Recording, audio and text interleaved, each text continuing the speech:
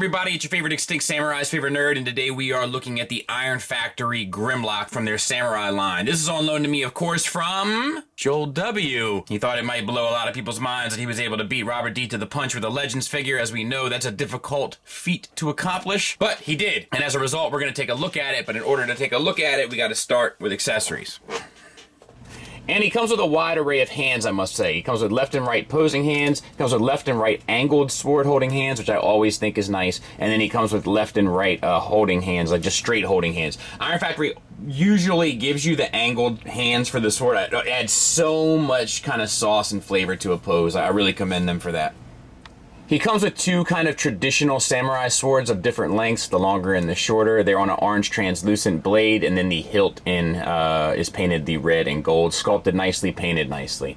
Nothing to complain about here. And he'll hold those nicely in both the holding hand and the angled holding hand. Now he comes with a couple sets of these, I guess they're technically adapters.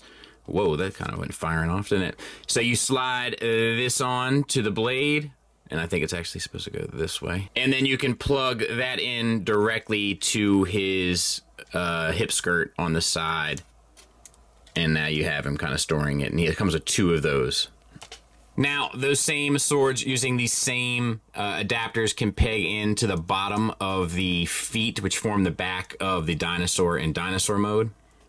He also comes with this, like, you know, I don't know, almost like mega axe type weapon. That looks pretty cool.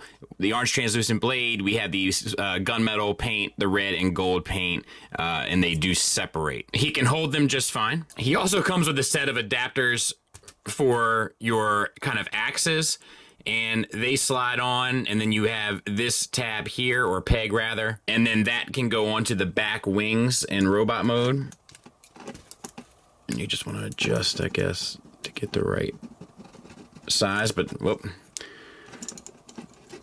It's a little difficult because of all the goings-ons back here. There. And with your axes separated, fold this piece down. I always forget to do that. You can use the same adapter once again and plug it in to the side here, which is the foot of the robot mode, which forms up the kind of the back plate of the Dinosaur. And then you kind of get this as a like finished motif of it, which looks very cool. And also these two flags can be used as two axes as opposed to one big giant axe, obviously, because they both have handles for robot mode also. But it's a very cool aesthetic. All right, let's get in tight on the head sculpt for Dennis. And it is nothing short of amazing. The teeth sculpted on reminds me both of IDW, which they have kind of, you know, played with in the past. As well as the kind of samurai mask motif. Like, I think it's like you get a 2-for-1 there. Pretty clever stuff. The gold is painted, the silver is painted. We have orange translucent for light piping, which, you know, I think is dumb. But anyway, unless you have a light specifically that sits in the back of here, because even a light at the back of the shelf this time won't get past the kibble there. So, silly. All right. The head is on a ball peg, but the ball peg is connected to a hinge, so you get a little bit up, but you do get a good bit down. You get the swivel, very tight. There's a lot of tight joints on this guy, and some of them are even lubricated like they already knew. And you don't really get much of a confused Grimlock face. Let's back out a taste, look at the upper body. All right, so shoulders, as you can see, they're mounted to a ball peg there. Surprisingly enough, even with the bulk, you get almost out to 90 degrees, and I actually think that that's fairly well done given the general shape of the figure. And to be fair, you can manipulate this arm out and get it even closer. I mean, this armor. The ball peg that this sits on is actually connected to a secondary ball peg inside of the chest, which is pretty clever stuff, which gets you a bit of a butterfly joint, as well as assists with the upper movement. And then you get the swivel until it knocks up against something. Pretty well done. Pretty well engineered. This is, I think, an attempt at them trying to find the balance between this aesthetic, this kind of samurai motif, along with giving you the articulation with all of the kind of armor kibble. And I think that they're getting better at it. So we have the gunmetal paint as well as the gold paint, which really, in all honesty, gets us what, folks? Silver and gold. We have the armor, and as we showed, it's on a hinge that connects to the base of the shoulder, which is always the way to do shoulder pads. It comes up to the ball peg on the shoulder itself, so you can get this out of the way if you should need to. Bicep swivel, no problems there. Double jointed elbow that gets you, once again, a surprising range of motion. The full run, given the aesthetic, or the, yeah, really the aesthetic. And then the wrists are on ball pegs, so you get up, down, and out in the swivel. Pretty nicely done. We do have a fair amount of kibble on this, on the back of the forearm here, and obviously he's got these bits here, but for some reason this works for me. Got to be honest. All right, the chest, because this arm is the same as this one. The chest, we have the gold translucent. This is the same sprue that the eyes were cut off of, but it works a lot better for the chest. We have a ball peg at the waist that gets you the swivel, and there's a bit of an ab crunch movement, I feel like. Maybe I'm wrong on that. It seems like this little piece here might tuck up inside a bit, but I could be completely misfeeling that. Either way, you get a nice swivel and a teapot and a bit of a ab crunch forward on the ball peg itself and back, so either way it counts. Once again, the red paint looks fantastic, the gold paint looks fantastic, the silver and gold looks fantastic on the chest, all of it really well done. When they paint a figure, they tend to do it well. Alright, so we have hip skirts here. I love that the T-Rex arms are connected to them. I just think it looks cool. Like, it almost looks like another set of weapons hanging off the back, like a grappling hook or something. I think that really works. And then we have these hip skirts here. They'll fold up to expose universals for hips that get you out to there. So not quite the full Monty, but I say we give it to him. It's pretty close, given all the kibble. And then forward and back, it's actually on a soft ratchet for the full Monty. Did I say full Monty twice? Full Van Damme, full Monty, you know the vibes. All right, and then for the thighs, we have the red and gold paint. That looks great. A thigh swivel built around the socket for the universal. We have a double jointed knee that gets you the full run. Look at all that kibble and look how they were able to work that. Love to see it. And then the ankles are on ball pegs, so you get an ankle tilt up, an ankle tilt down to an extreme measure, and an ankle rocker. You also get a toe hinge. It's slight, but you get it. So, I mean, it's pretty well done, I must say. Hopefully it's been in focus too. But yeah, nice figure, man. Size comparison wise, there it is with Iron Factory Tarn. He towers over him, and I find that to be somewhat charming. I think that works well. There he is with a Magic Square Prime and a New Age Megatron. Once again, bigger than both, and I find that to be accurate and appropriate. And if we honor anything around here, we honor tradition. So for the sake of tradition, there he is with both the old school Iron Factory scale blaster and a Hasbro Stunticon Legends figure. All right, so let's get him transformed. I'm going to try to do a couple things straight away.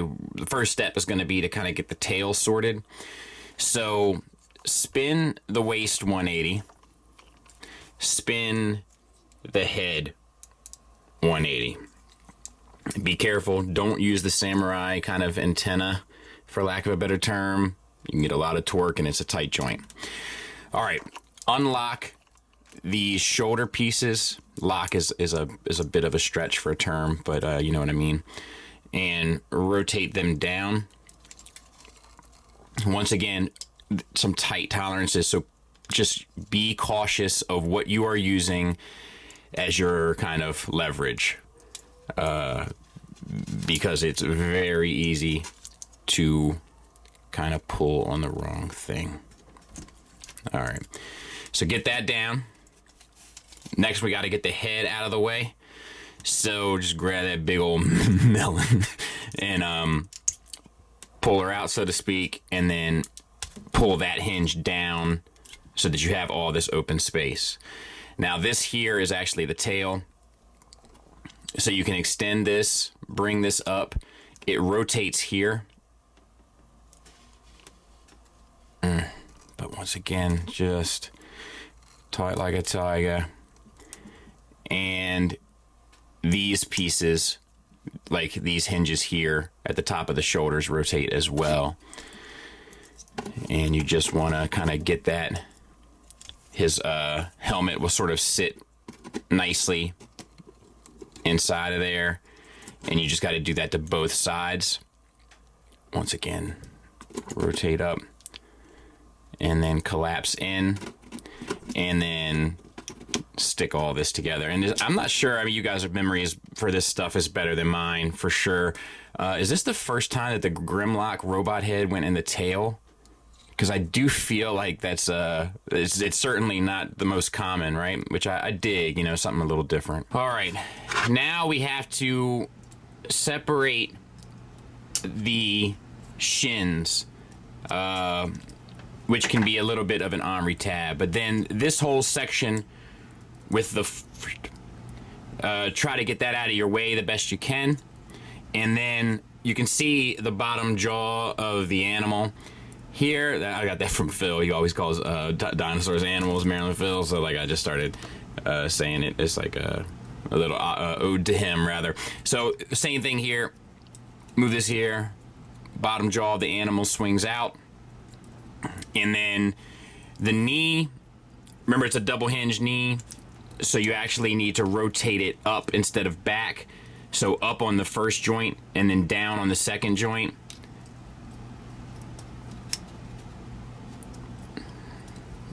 And once you have that, I'm not going to waste your guys' time if I can't get this right away. But this armature sits down in here. These two tabs on the side of the neck go into these two slots on the side of the leg.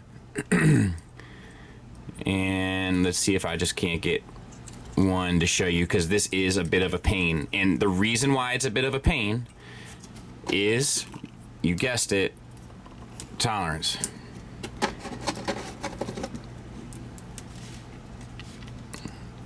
So there's like a little channel.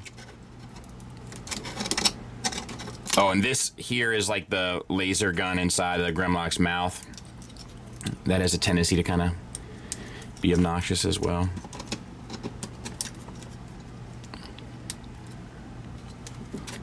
And there's just like, there's tabs there. There we go. There we go. There it is. So I'll take it. Let's get the legs prepped. They're pretty easy. Just rotate the fist down and then tuck it inside of the heel of the dinosaur, and then rotate the, and I mean, that's pretty much it. Do the same on the other side. We're gonna rotate the fist down. We're gonna tuck it inside the heel of the dinosaur and then rotate the toes of the animal. And we'll set these off kind of to the side for now. All right, so we got to finish it up now. So rotate the part with the robot on it and then tuck it around to the back on both sides.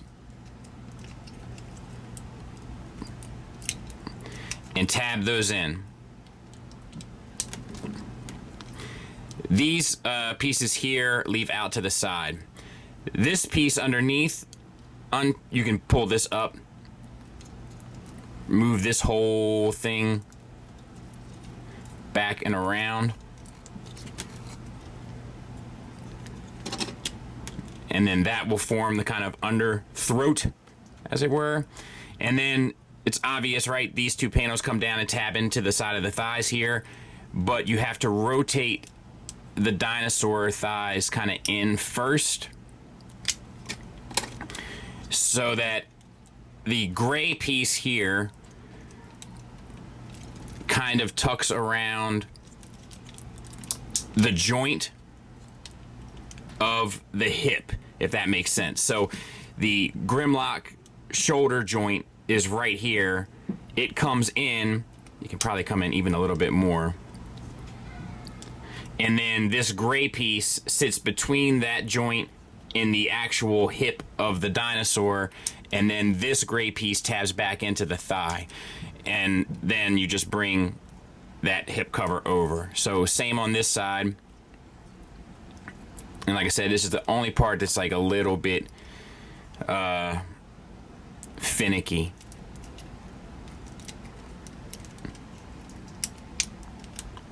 And it's just a matter of like making sure that that joint is up in there nicely, and then rotating this bringing your cover over. And like I said, once again, it wouldn't even be an issue if everything moved nice and smooth, but you know, like hip hop junkies. But because it doesn't, it's, you know, it can be a little bit of a bear or a T-Rex. But either way, we will clean this up and then we will take a look at it. So let me be honest, I love this. I think this is terrific. Really, I mean, quite like it. It's pretty clever, it's pretty smart, it's something different, it looks cool, it keeps with the motif and stylings and aesthetic cues. I love it. So the head is on a hinge, which means no twisting, but you do get up and down. You get the jaw opens, and you also get the little lasers inside. Lasers. And the top of the head is actually on a ball peg, so you can get it like punched in the mouth. You know what I mean? But very, very cool, man. The gold, silver, and gold. It's painted nicely. The teeth, very wicked. The eyes are painted red.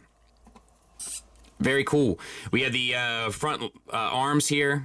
They have a little ball peg where they rotate and then get in and out, and that's pretty much what you're stuck with. Same on this side. The shoulders operate the same as in robot mode, with the exception of the outward movement, obviously. And then we have, you know, the double jointed knee. And then the ankles, you even get the ankle rocker because of how they incorporated the toes moving and such, plus the toe tilt. Nothing really for the tail. But yeah, I mean, I love this, dude. I love this. Honestly. Really, really dig it. Something new and interesting. If there was only a hinge here, maybe they could fold that piece in. It could be a little bit cleaner, but for the most part, I mean, I'm nitpicking. You know what I mean? For sure. Even this, like the little red ball with the kind of weapon on the back, like, it's just clever, smart, you know, stuff. No issues. I love the little red accents throughout. I dig it. And there it is with Tiger Tracks.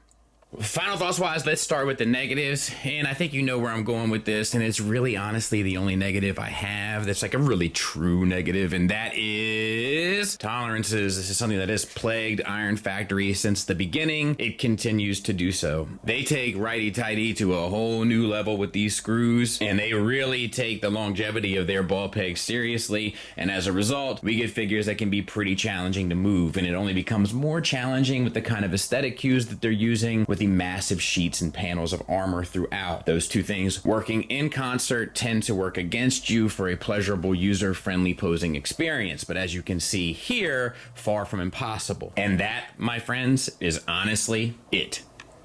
The positives are really quite the baffling document. Painted to the nines. Looks absolutely beautiful. I guess if I was to pick one more negative out of that, I wish they would have just gone ahead and painted the visor on the robot mode. It would have looked better. It's sculpted beautifully, and I love the way that the samurai motif, I feel like I've said that word far too much in this review, transfer over from the robot mode to the dinosaur mode. Picture perfect, wouldn't have done it any differently. Absolutely zero significant aesthetic issues, but you know, aesthetics is kind of my #1 priority with a lot of this stuff. Surprisingly, with all of the panels and armor and sheets of armor rather, and spikes and bits all over the place and kibble, to be fair, surprisingly super well articulated, as I think both of these final poses have kind of demonstrated. The accessories are cool and incorporate into both modes. The hands are a nice touch, and I always love the two different style posing hands, or rather the holding hands is what I mean to say there. And then lastly, the T-Rex mode I think looks great. I love how it looks like a samurai T-Rex. What could be more dangerous? And on top of that, it is one of the most interesting and unique Grimlock robot to dinosaur transformations that we've ever seen. Everybody kind of does it the same way. Not this one. Very, very different. And as a result, very, very enjoyable. Because with the exception of the joint tolerances, it's actually a pretty intuitive, fun, and unique, as well as rewarding transformation. So yeah, the materials are good as well. It's absolutely fantastic. Thanks for listening. Thanks for watching. Until next time, take care.